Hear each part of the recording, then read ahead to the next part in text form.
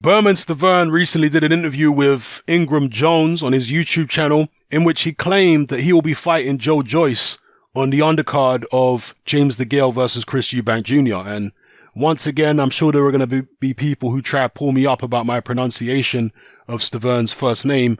Well, I call him Bermane because that's how he says his first name is pronounced. I know it's spelt Bermane, but he likes people to call him Bermane. And, you know, it's no skin off my nose, so whatever, I'll call him Bermane for now. Anyway, Joe Joyce versus Stiverne. What do I think of this fight if it indeed happens on the undercard of James Degale versus Eubank Jr.? I think it's a good fight to have on the undercard. I think that the Eubanks and Poxon Sports, they're very shrewd in including some big heavyweights there. You may remember when Eubank Jr. fought Reynold Quinlan, he had David Price versus Christian Hammer on that undercard, and that was really a good move at the time to have that fight on there because people love heavyweight drama. Will this fight, if it takes place, Joyce versus Stiverne, deliver heavyweight drama? Well, if it was happening 5 years ago, I would have actually given Stiverne a fairly decent chance of winning because, truth be told, Joe Joyce's style actually plays in to Bermane Stiverne's strengths in a lot of ways. Stiverne is a guy who isn't good on the front foot. See, I've seen some people say Stiverne's like Chisora or something. You know, he comes forward with pressure. No, Stiverne is not good on the front foot. He's never been good on the front foot. If you stand in the middle of the ring and exchange with him on the inside, yeah, he's effective. But if you're moving around the ring away from him, he is terrible at cutting off the ring.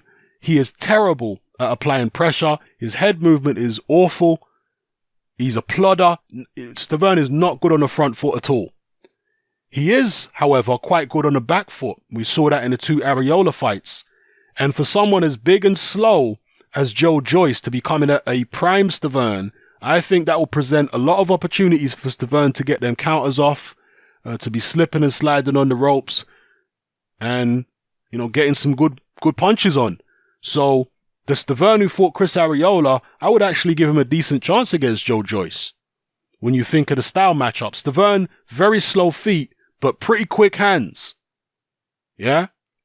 However, Stiverne has been inactive over the past few years, and when he has fought, he's got absolutely obliterated by Deontay Wilder in 1 round, and he also had that fight against Derek Rossi in which he was dropped, legitimately dropped. I saw the clip. And he got legitimately dropped. Stiverne tried to claim it was a slip. It absolutely was not a slip. It was a legitimate knockdown.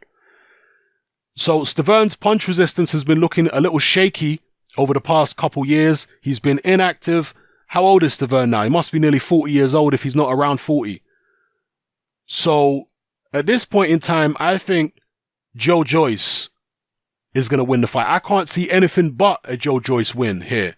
I think Joe Joyce is going to turn Bermane Stiverne upside down and mop the canvas with his dreadlocks. That's what I think is going to happen in this fight.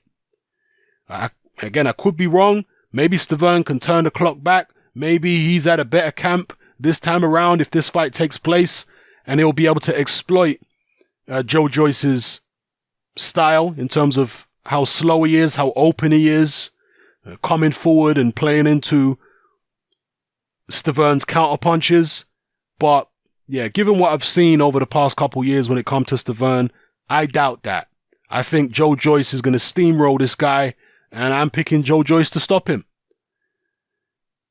If Stiverne can somehow turn the clock back, then maybe my prediction will look very foolish indeed.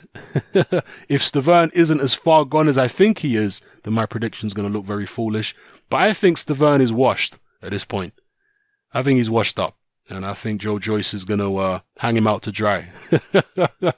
That's what I think. It's a good name to have on Joe Joyce's record, Bermane Stiverne. But let's not get it twisted and act like this is the Stiverne who fought Wilder the first time. In fact, the first Wilder fight might have actually ruined Bermane Stiverne because he took a lot of punishment in that fight. That might have ruined him. That might be the fight which completely decimated his punch resistance. Because to be getting dropped by people like Derek Rossi, you know, that's surprising. And we saw as soon as he got cracked by Wilder in the rematch, it was all over. But he took a lot of punches from Wilder in the first fight without going down. Well, he did go down once, but it wasn't officially called a knockdown. But he certainly took Wilder's shots a lot better first time around than he did second time around.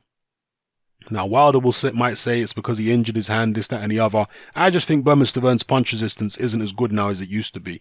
And punch resistance will deteriorate for a lot of fighters throughout their career.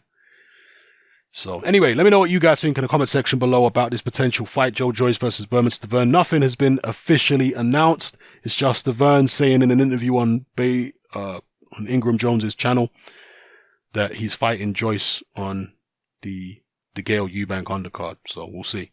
Yeah, let me know how you feel, people. It's happening. I'm out. Join me on Patreon. I upload a minimum of 2 podcasts every single week, covering a wide variety of controversial topics, as well as live stream Q&A sessions. Take a look on screen right now at some of the podcasts I've produced so far. For just $3 a month, the equivalent of about £2 a month, you get access to all my new podcasts and my entire back catalogue of past podcasts, including my popular Confessions of a Nightclub Bouncer series. You can listen on your computer or on your smartphone or tablet by downloading the Patreon app from the Google Play Store or the App Store for free. The Patreon app also allows you to download each podcast in MP3. For less than the price of a cup of coffee, you get access to dozens of hours of exclusive content. It's easy to sign up, there's no contract, and you can cancel at any time. So come and join our community of free and critical thinkers by signing up with me here on Patreon today.